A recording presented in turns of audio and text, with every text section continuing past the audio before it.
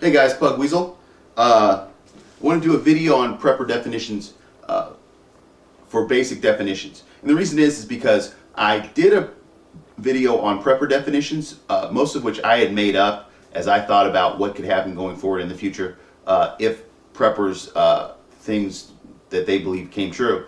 And I got a great comment from somebody, and she asked me what WROL stood for in it. And I realized that I haven't done a video explaining basic prepper definitions that most of you guys, if you're preppers, already know, but that people who are new to prepping and or are watching your videos and because out of curiosity don't know. So I'm going to just get right into it and start reading these definitions. These are not definitions I made up. These are definitions that already existed, and to make sure I kind of got it right, I went out there and looked them up. Okay, starting out with bug out. Bug out is basically if a apocalyptic event occurred, you would leave your house and go someplace else in order to survive. Bug out. Okay, which leads us to some acronyms for things that are related to that. BOB equals or is bug out bag. Okay, and that's the bag you're going to put together so that you can in fact bug out. It's going to have all the stuff in it that you need so you can bug out, whether it be just you or your family. Bug out vehicle, which is either some preppers have actually bought a vehicle they believe is going to help them to successfully bug out, or they have a designated vehicle that they already own that they have decided is the vehicle to take if they're going to bug out, and they have instructed their family members to go to that vehicle as opposed to, say, going home. They may have their kids saying, hey, meet your dad at work because he's got the bug out vehicle, and the wife may be staying home, or she may be the person with the bug out vehicle, and so everybody's got to go to where she is so they can get to the bug out vehicle. The next one is bug in, which means that you've picked a designated place where you live as the place you are going to stay if the event occurs that's going to change society in a negative way. Which leads us to bug in bag. So bug in bag may be the bag that you have somewhere in your house that's got all that extra stuff in it that you want to make sure you have it someplace safe. You want to make sure you have all that stuff that you might need in one place, and so you have a bug in bag. The other part of that definition is that you may keep a bag in your car that's got the supplies you may need for just a few days in case it takes you that long to get home so you can bug in. So it may be your bug in bag that you're carrying around in your car. Okay? You'll also hear the term inch, which right now off the top of my head I can't tell you what it means directly. Equals, but it's essentially an inch bag is this bag. It's going to be a little bit bigger than a bug out bag, and it's for a more long-term amount of time that you're going to have to be out and away from your normal supplies. Okay, so if you see inch, you know that that's what that's talking about. MRE, meals ready to eat.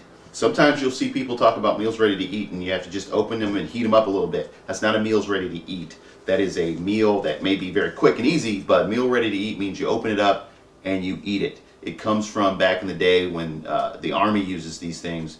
They used to be called something else, but now they're called meals ready to eat, and you can purchase them online or in certain stores.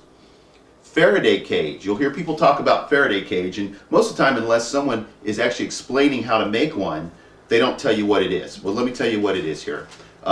It's a shielding enclosure for electronics.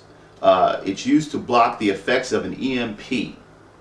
Okay? So basically, if you have a nuclear explosion, if you had a meteor hit the Earth, there'd be a certain circumference area where an electromagnetic pulse would be set off, and that can, one, destroy or temporarily keep your electronics from working.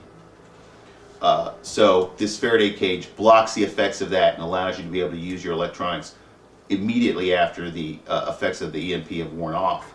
Okay, EMP means electromagnetic pulse. Good, G-O-O-D, means get out of Dodge.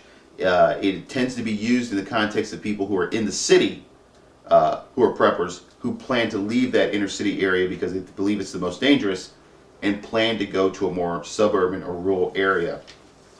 But the next three definitions tend to be connected in some way, shape, or form because they all represent basically end of the world in some way, shape, or form. The next four, I should say. SHTF, you'll see that. It means shit hits the fan. PAW means post-apocalyptic world. WROL means without rule of law. Teotwaki, I don't know if I'm saying that correctly, but basically it's an acronym, TEOTWAWKI, which means the end of the world as we know it. EDC, this is a really actually a good one. It means everyday carry, and a lot of people think that's only applying to people who have a conceal and carry license, and they're talking about the specific gun that they carry on a daily basis, but that is not the case.